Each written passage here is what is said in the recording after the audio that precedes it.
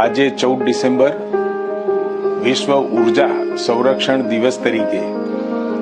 આખી દુનિયામાં આવતા સમયના પડકારો અને પડકારો માટે ઉર્જા બચાવવા માટે સંરક્ષણ કરવા માટે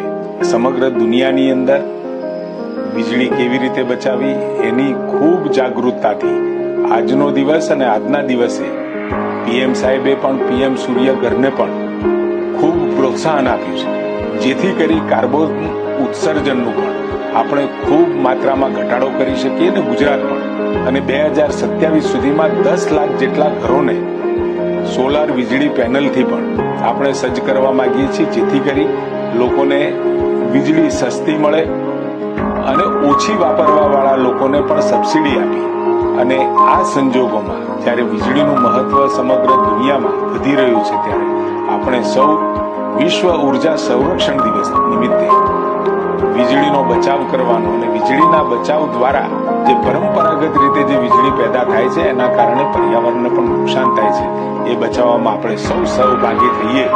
એના માટે આપ સૌને હું અપીલ કરું છું.